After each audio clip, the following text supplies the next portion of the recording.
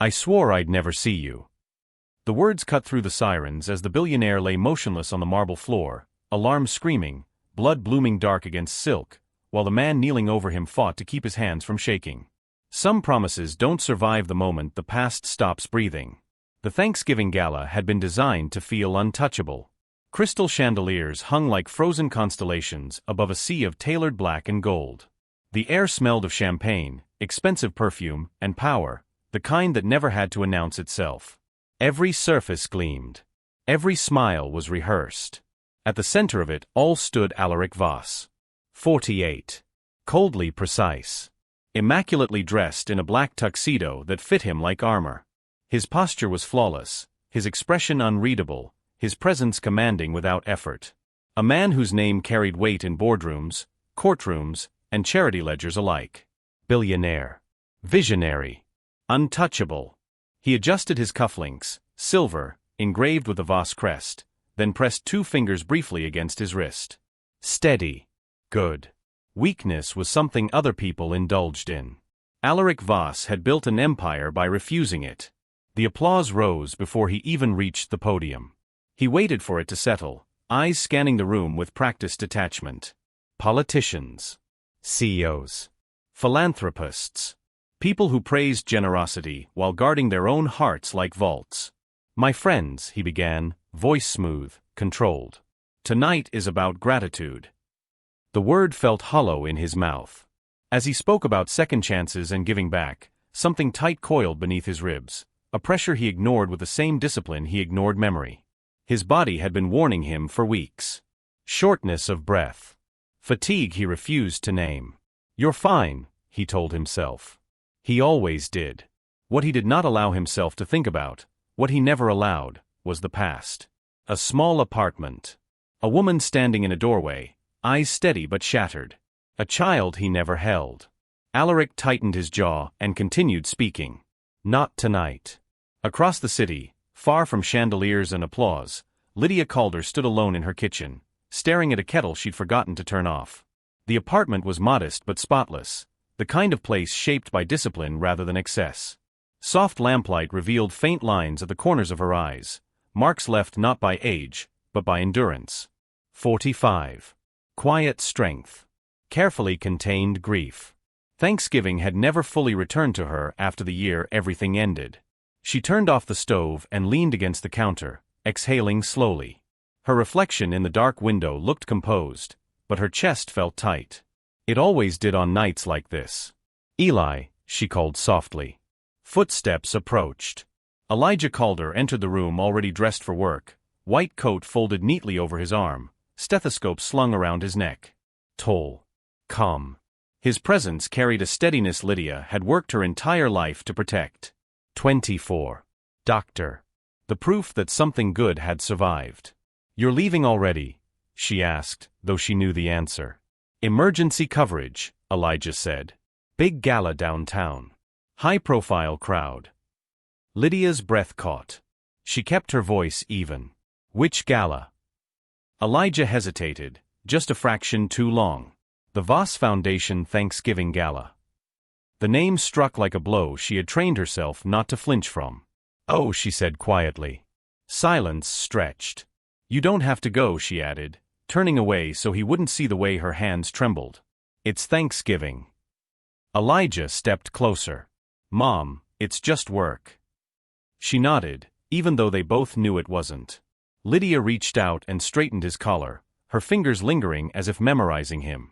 Whatever happens tonight, she said softly, remember who you are. And who you don't owe. Elijah met her eyes. There were questions there, old ones, carefully buried. I know, he said. The door closed behind him. Lydia sank into the chair at the kitchen table, staring at the empty space where a framed photo once stood, a wedding picture she'd taken down years ago. Some absences never left. They just learned how to be quiet. Back at the gala, Alaric concluded his speech to thunderous applause. The lights felt hotter now. The room too loud. He stepped back from the podium, hand pressing briefly to his chest. Just indigestion, he told himself. Then the floor tilted. As Alaric Voss smiled for cameras and Elijah Calder rushed toward a night that would change everything, Lydia sat alone with a truth she had protected for decades, unaware that the past had already begun its violent return. And if you believe some lives can run parallel for years before colliding at the worst possible moment, stay. What comes next cannot be undone. The first thing Alaric Voss noticed was the sound. Not the applause that had faded, but a low ringing, thin and insistent, like metal struck too softly yet too close to the ear. It pulsed in time with his heartbeat, which suddenly felt uneven, as if it were forgetting its own rhythm. He stood just off the stage now, a glass of water pressed into his hand by someone whose face he didn't recognize. Smiles surrounded him. Congratulations. Gratitude. The usual noise that followed generosity. But the room felt wrong. The chandeliers above blurred, their crystal edges smearing into streaks of white. His chest tightened, not sharply, not dramatically, just enough to steal the bottom from his breath. Breathe, he ordered himself. The command didn't work. He took a step forward. Then another. The marble beneath his shoes seemed to tilt, subtly at first, like the deck of a ship changing course. A bead of sweat traced his temple. Someone laughed nearby. That sound, so careless, made something inside him snap. Alaric's vision narrowed. The pressure in his chest surged, hot and crushing now, and for the first time in decades, fear cut through his composure. This isn't supposed to happen to me. His hand reached out instinctively, grasping for a table edge that wasn't there. Then the world dropped. His body hit the marble floor with a sound that silenced the room faster than any speech ever could. Mr. Voss. Call a doctor. Get back, give him space. Glasses shattered. Chairs scraped. Panic rippled outward, raw and uncontrolled. Alaric lay on his side, breath shallow, heart stuttering like it couldn't decide whether to continue. His consciousness flickered in and out, the ceiling above him pulsing between light and shadow. Not like this, he thought vaguely. Not here. Through the chaos, a voice cut cleanly through the noise, young, steady, unmistakably trained. Everyone step back. Now. Elijah Calder was already moving before his mind caught up with his body. He dropped to his knees beside the fallen man, adrenaline surging, the world narrowing to vitals and instinct. Gloves snapped on. His hands were steady even as something deep in his chest began to shake loose. Sir, Elijah said firmly, fingers pressing against Alaric's neck. Can you hear me? Nothing. The pulse beneath his fingertips was weak. Irregular. Damn it. Oxygen, Elijah barked to a nearby nurse. And call it in, possible cardiac event. As he worked, his eyes traced the man's face. The sharp cheekbones. The familiar line of the mouth. The expression, closed off, even in collapse. Recognition crept in, unwelcome and terrifying. No, Elijah told himself. Focus. Alaric's eyelids fluttered. For a split second, their eyes met. Blue. The same exact shade Elijah saw in the mirror every morning. Alaric frowned weakly, confusion flickering across his face. You're... he rasped. The word lodged in Elijah's throat like broken glass. Every rule screamed at him to step back. To hand this man over to someone else. To pretend this was just another patient. But his hands stayed where they were. I swore I'd never see you, Elijah said quietly. The words slipped out raw, unfiltered, years of silence compressed into one sentence. Alaric's brow furrowed. What did you? His body convulsed. No, stay with me, Elijah snapped, panic cracking his control just enough to be human. Don't you dare leave now. They moved fast then, gurney rolling, alarms blaring, bodies parting as if the air itself knew to make room. The doors burst open to the cold night outside, sirens already screaming their way closer. From the edge of the ballroom, unseen by either man, Lydia Calder stood frozen. She had arrived late, hesitation dragging at every step. One look at the chaos, at the body on the floor, at the young doctor bent over him. And the truth struck with brutal clarity. Her hand flew to her mouth. No. As the gurney rushed past, Lydia caught her son's eyes. Fear. Anger. A question he had never asked but had always carried. And in that moment she knew, the secret she had guarded for 24 years was no longer hers to protect. As the ambulance doors slammed shut and the sirens tore through the night, Elijah realized the man who abandoned him now lived or died by his hands, and Lydia understood that the life she rebuilt was about to be torn open by the truth she never meant to reveal. If you believe some reckonings wait for the exact moment you're least prepared, stay. What comes next will hurt before it heals. The ambulance screamed through the city like a confession no one could take back. Inside, the lights were too bright, too white. They made everything feel exposed, every flaw, every truth, every regret. Alaric lay strapped to the gurney, oxygen mask secured, monitors blinking in jagged rhythms that refused to settle. Elijah stood at his side, hands moving with clinical precision while his mind fought a war he had spent a lifetime avoiding. Blood pressure's dropping, the paramedic said. I see it, Elijah replied, voice calm, controlled. He adjusted the 4, checked the monitors again. Focus on the body. Ignore the history. But history wouldn't stay quiet. Every line on Alaric's face felt familiar now. Not because Elijah had seen him before, but because he had seen fragments of him in himself. In the mirror. In old photos his mother kept locked away. In questions that never had answers. Alaric groaned softly, stirring. Sir, Elijah said, forcing distance into his tone. Stay with us. Alaric's eyes opened again, unfocused but searching. They landed on Elijah and stayed there longer this time. You said something, Alaric murmured, voice thin beneath the oxygen. Before. Elijah's jaw tightened. Focus on your breathing, he said. Professional. Detached.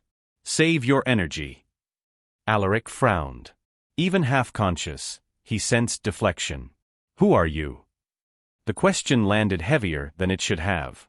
Elijah didn't answer. At the hospital, the doors burst open and order took over. Gurney wheels rattled. Nurses called out vitals. The ER swallowed them whole. Prep for cath lab, someone shouted. Elijah followed until a firm hand caught his shoulder. That's enough, said Dr. Harlan Reese, the attending physician. You're too close. Elijah stiffened. I'm on call. I can assist. Reese met his eyes, sharp, assessing. Not on this case.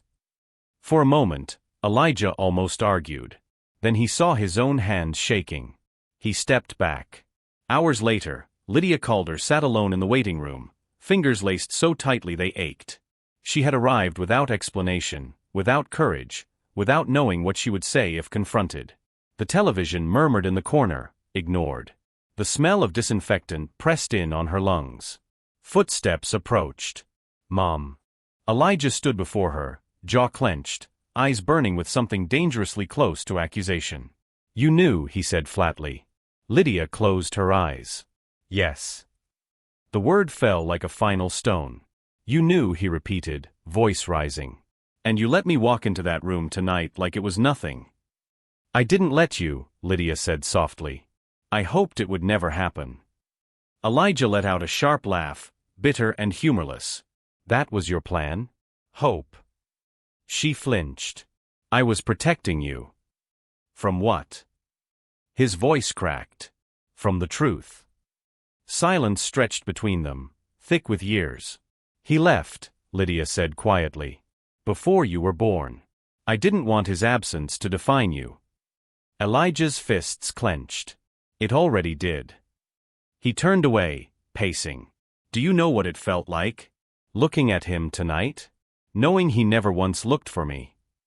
Lydia's eyes filled, but she didn't cry. I raised you. I loved you. I chose you every day. I know, Elijah said, softer now. Then harder again. But you chose for me too. Down the hall, Alaric lay alone in a hospital bed, the machines beside him humming like distant judgment. The cardiologist's words echoed in his head. Significant blockage. You're lucky. Lucky. He stared at the ceiling, that young doctor's face replaying in his mind. I swore I'd never see you. Why did that sentence feel like an accusation meant only for him? He reached for his phone, then stopped. For the first time in decades, Alaric Voss was afraid, not of dying, but of what he might learn if he survived. As Elijah pulled away from the woman who raised him and Alaric lay alone with questions he could no longer ignore, the truth hovered between them, unspoken, inevitable, and ready to tear open everything they thought they'd buried. If you've ever wondered whether knowing the truth is more dangerous than living without it, stay. The next step will force a choice no one is ready to make. The hospital room smelled like antiseptic and regret. Morning light crept in through the narrow window, pale and unforgiving, revealing details Alaric Voss would have preferred to keep blurred. Deep shadows beneath his eyes, the faint tremor in his left hand, the soft mechanical rhythm of the heart monitor beside him.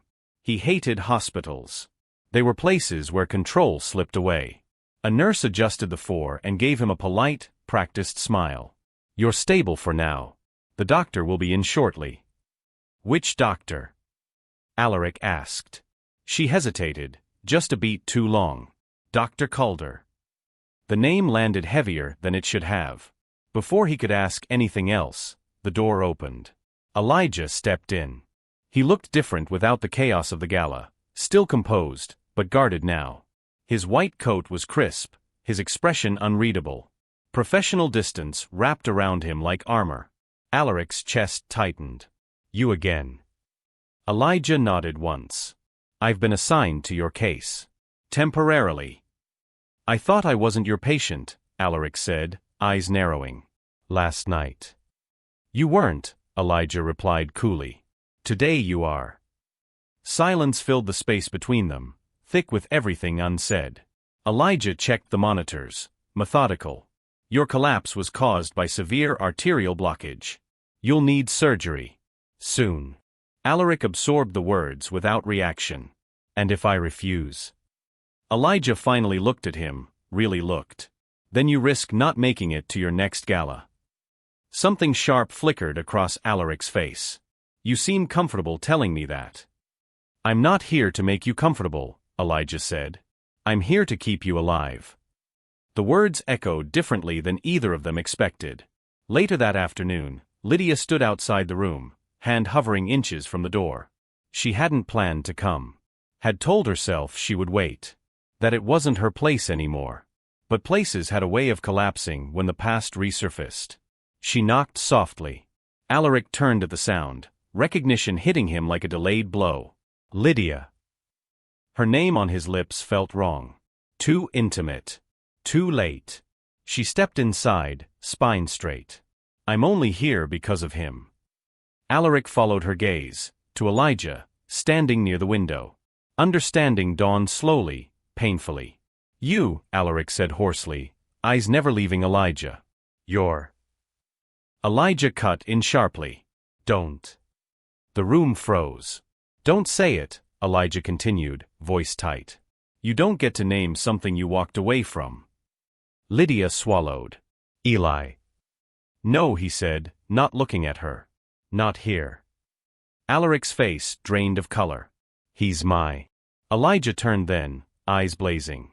"I have a name. Use that." Alaric's breath hitched. "Elijah." The name tasted unfamiliar, precious, devastating. For the first time, forced proximity did what distance never could. It stripped away denial. They were trapped together after that. Rounds. Consultations. Waiting. Every glance carried weight. Every silence screamed.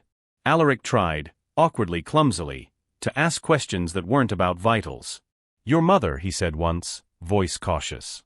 "She looks well." Lydia stiffened. Elijah answered without warmth. "She survived." That single word ended the conversation. Yet something else began to form in the cracks: curiosity, resentment, recognition. When Alaric watched Elijah explain procedures with quiet authority, something twisted painfully in his chest that had nothing to do with his heart. And when Elijah caught Alaric staring, the anger returned, hot and unresolved.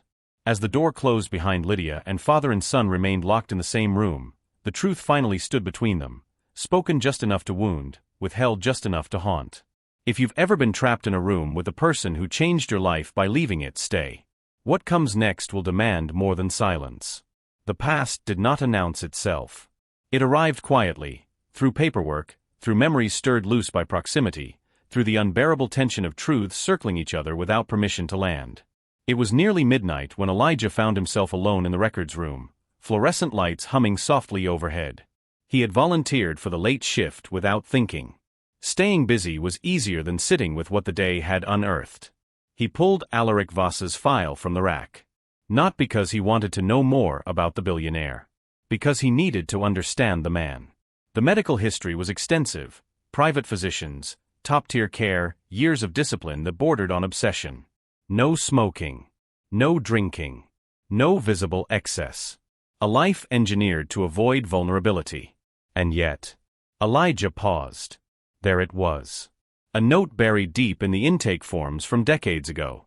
Marital status: divorced. Spouse: Lydia Calder. Date of separation: 25 years prior. Elijah's breath stalled. He stared at the page as if it might rearrange itself if he waited long enough. So he hadn't imagined it. Hadn't exaggerated the connection.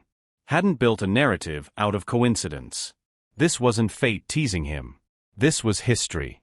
Anger surged hot and immediate. The kind that didn't shout, it burned. You knew her name. You knew where she was. You chose to leave anyway.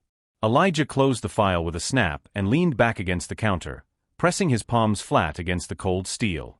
Across the hall, Lydia sat in the quiet chapel, hands folded tightly in her lap.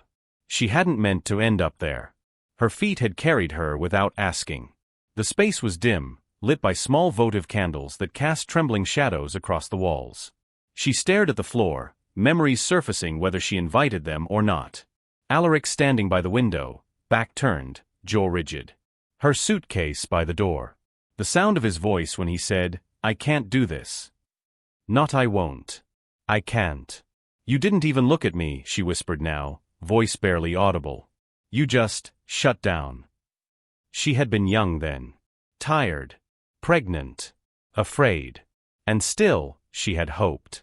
Alaric lay awake in his hospital bed, eyes fixed on the ceiling, his body heavy with exhaustion and something far worse. Regret. He had avoided thinking about Lydia for years by telling himself a simple lie: she was better off without me. But seeing her again, seeing Elijah. The lie cracked. Memories he'd sealed away began to surface, vivid and merciless. The diagnosis he'd received in secret. The prognosis he'd never shared. The fear that had hollowed him out until love felt like a liability he couldn't afford. "I was going to die," he told himself back then. "And I wouldn't make them watch." Except he hadn't died. He had lived. And in surviving, he had abandoned them instead. A knock sounded at the door. Alaric tensed. "Come in." Lydia stepped inside. They stood facing each other for a long moment, two people bound by a shared past they'd never fully spoken aloud. "I found the records," Lydia said quietly. "You never told me." Alaric swallowed. "I didn't want to burden you." She laughed softly, without humor. "You disappeared. That was the burden." Silence stretched. "I was scared," he admitted finally. "Of failing. Of dying. Of being less." Lydia's eyes filled, but she didn't cry. "So you decided for all of us?" He nodded, shame etched deep into his face. "And our son?" she asked. "Did you ever think about him?" Alaric closed his eyes. "Every day." The words landed with devastating weight. Later, Elijah stood outside the room, having heard just enough. "Every day." The phrase echoed cruelly. If that was true, then the absence had been a choice made again and again. And that hurt more than ignorance ever could. As Lydia confronted the truth she had lived beside but never fully known, and Elijah learned that abandonment could coexist with longing, the past revealed itself not as a closed chapter, but as a wound that had never stopped bleeding. And when truths finally surface, they don't always heal. Sometimes, they demand payment. Healing didn't arrive like forgiveness. It came in fragments, quiet moments stitched together by necessity, by shared silence, by a fragile truce neither of them dared to name. Alaric's surgery was scheduled for the following morning. That night, the hospital softened. Hallway lights dimmed. Footsteps slowed. Machines hummed like distant tides. The chaos of the gala felt unreal now, like something that had happened to another man. Alaric sat upright in bed, staring at the window where city lights blinked patiently. For the first time in years, he felt small. A knock. He expected Lydia. Instead, Elijah stepped in. "I'm not here as your doctor," Elijah said immediately, as if setting a boundary before it could blur. "I switched shifts. I just wanted to check something." Alaric nodded, careful. "Thank you." Elijah lingered near the foot of the bed, arms crossed. The silence between them was different tonight, less hostile, more uncertain. "You were scared," Elijah said at last. "Not a question." Alaric exhaled. "Yes." Elijah waited, jaw tight. "I thought fear made me weak," Alaric continued quietly. "I thought leaving was protection." "For who?" Elijah asked. Alaric didn't answer right away. "For everyone but myself." The honesty startled them both. Elijah uncrossed his arms and sat in the chair beside the bed. He didn't look at Alaric, just stared at the floor. "I grew up believing you didn't care," he said. "That it was easy for you." Alaric's voice broke. "It wasn't." Elijah swallowed. "That doesn't change what it cost." "No," Alaric said. "But I need you to know, I never stopped wanting to be better than the man who left." The words hung there, fragile. Outside the door, Lydia listened without meaning to. She leaned against the wall, heart aching as she heard something she had waited decades to hear, not an apology, but accountability. It didn't erase the past, but it softened its edges. Later, the three of them sat together in silence, awkward, tentative, real. Lydia reached for Elijah's hand. He let her. Alaric watched the gesture like a man learning a language he should have known all along. For a brief moment, something like peace settled over them. A possibility. As Lydia stood to leave, she paused at the door. "Tomorrow changes things," she said gently. "Whatever happens, we face it honestly." After she left, Elijah stood too. "I don't know what comes next," he said. "But tonight, this isn't nothing." Alaric nodded, eyes wet. "It's more than I deserve." Elijah hesitated, then added softly, "That doesn't mean it's too late." And then he was gone. Alaric sat alone, heart full and terrified, because for the first time, hope had something to lose. If this moment moved you, if you've ever felt the dangerous relief of finally being seen, stay with us. Some stories only survive when someone chooses to witness them. As Alaric lay back against the pillow, holding onto the echo of his son's voice, he didn't know that the fragile bond forming that night would be tested by a truth powerful enough to shatter everything they had just begun to build. And sometimes, the closer love gets, the harder it falls. The morning of the surgery arrived without mercy. Gray light filtered through the hospital windows, cold and exacting. Nurses moved with quiet urgency. Machines were checked and rechecked. Consent forms lay on clipboards, waiting for signatures that carried weight far beyond ink.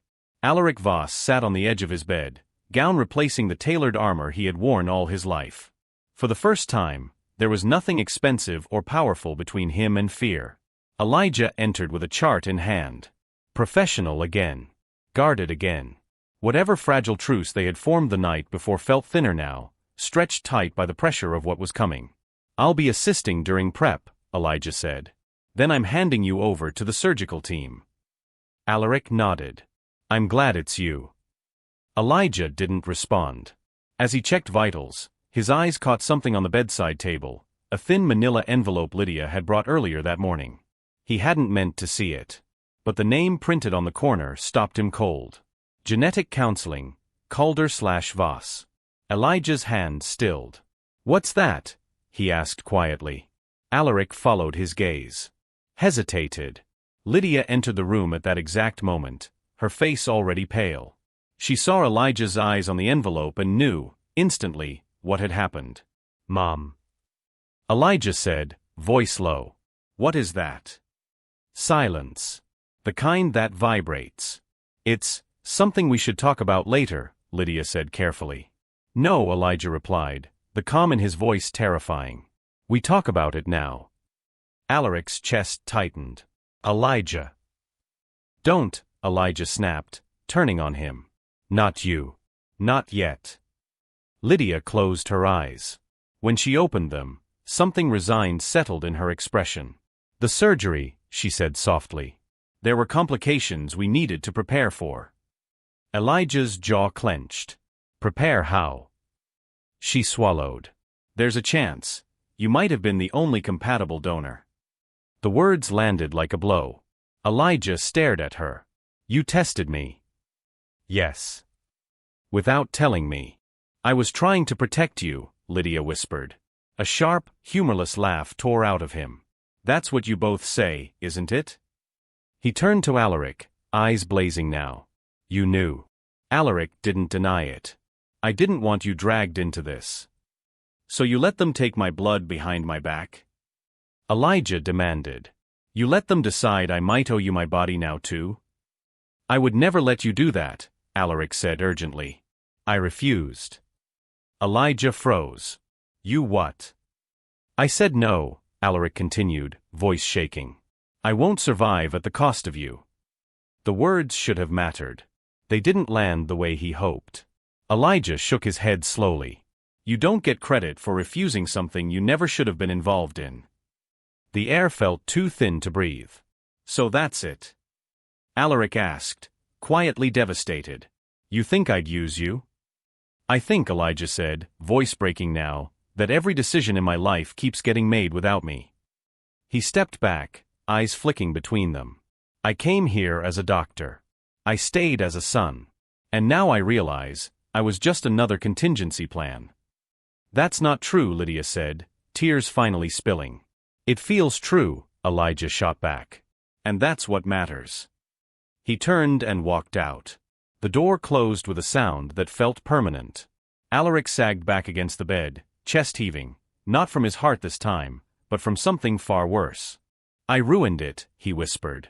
Lydia stood frozen, the weight of decades crashing down at once. No, she said, though she didn't know if she believed it. We did.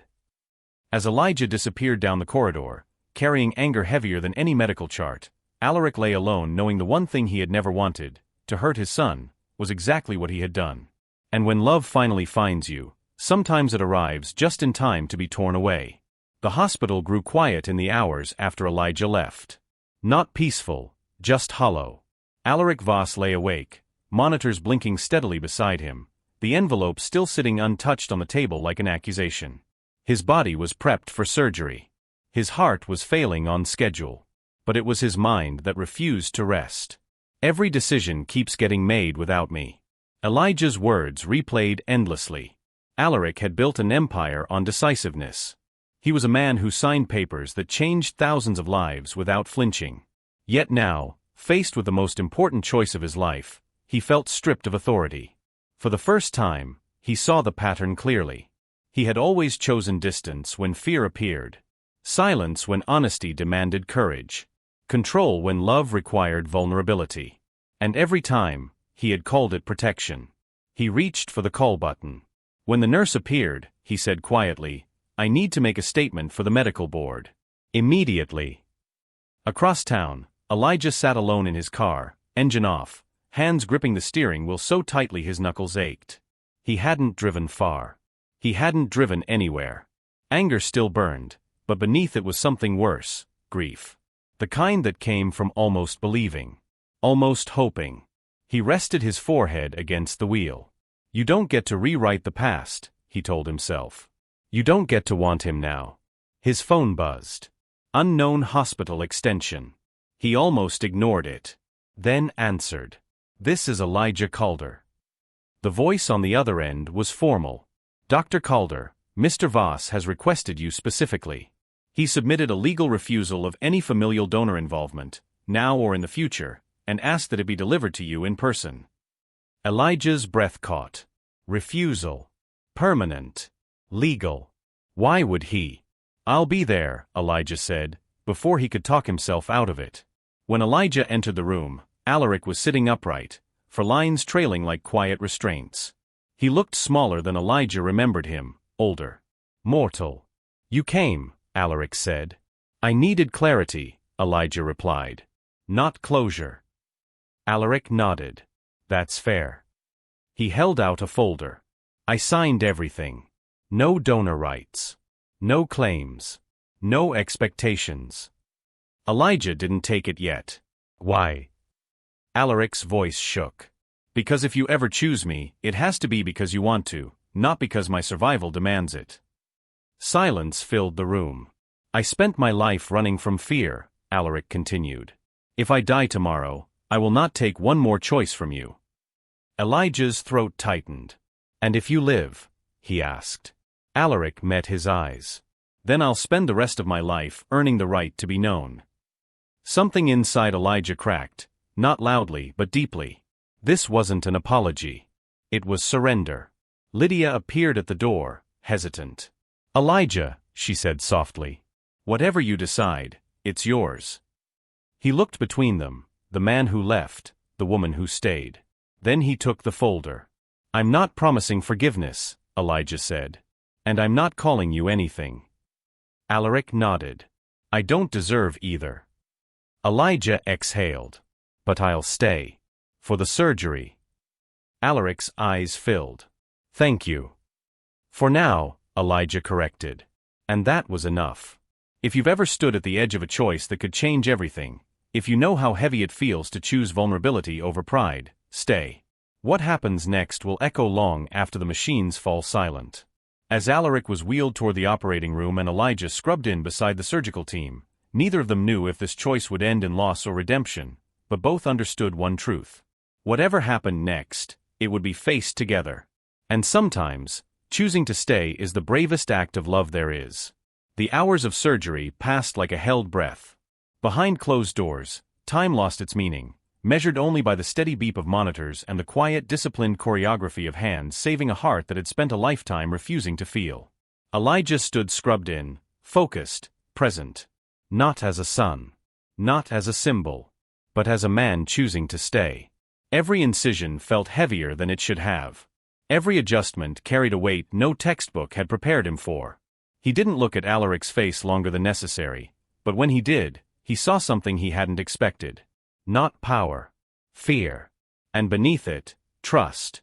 When the final sutures were placed and the lead surgeon nodded, Elijah felt something loosen in his chest that had been tight for as long as he could remember. "He's stable," the surgeon said quietly. "You did good." Elijah stepped back, breath finally shaking loose. Lydia sat alone in the waiting room, fingers laced around a cooling cup of coffee she hadn't tasted. She had lived most of her life strong for someone else. Tonight, she let herself be afraid. When the doors opened and Elijah appeared, mask lowered, eyes exhausted. She stood. "It went well," he said. Lydia's knees nearly gave out. She crossed the distance and held him, not tightly, not desperately, but the way a mother holds a son who has finally laid something down. "I'm proud of you," she whispered. "So am I," he said, surprising himself. Alaric woke to quiet. No applause, no lights, no armor. Just a room washed in morning sun and the rhythmic proof that his heart had chosen to continue. He turned his head. Elijah sat beside the bed, asleep in the chair, head tilted back, arms crossed, still here. For the first time, Alaric let himself cry. Not loudly. Not dramatically. Just enough to acknowledge what survival actually meant. When Elijah stirred, their eyes met. "You stayed," Alaric said softly. Elijah nodded. "I said I would." Silence followed, but it was no longer hostile. "I don't know what this makes us," Elijah said finally. Alaric shook his head. "Neither do I." A pause. "But," Elijah added, "I know what it doesn't make us anymore." Alaric waited. "Strangers." The words settled gently between them. Later, Lydia joined them. No accusations. No rewrites of the past. Just three people sitting in the truth, scarred, changed, present. Alaric turned to her. "I can't undo what I broke." Lydia met his eyes. "No. But you can choose what you do with what's left." He nodded. "Then I choose honesty. Every day." She believed him. Not because of words, but because this time he stayed. Weeks later, on a quiet Thanksgiving afternoon, the table was small. Unelegant. Real. No speeches. No donors. No audience. Just food, laughter that surprised them all, and a fragile, unexpected peace. Alaric lifted his glass, not to wealth, not to success, but to the two people who had given him something he never thought he deserved. "Thank you," he said simply. Elijah met his gaze. "Don't waste it." "I won't," Alaric replied. And for the first time, the promise didn't feel like fear pretending to be control. It felt like love, at last. If you stayed until now, it's because some part of you knows this truth too, that healing doesn't come from perfection, it comes from choosing each other when it's hardest. If this story moved you, don't let it end here. Stay with us. Witness more truths like this. Because some stories only finish healing when someone is willing to listen all the way to the end. Thank you for staying with this story to the very end. If this story touched your heart, please like, subscribe, and turn on the bell so you'll not miss out on the next video.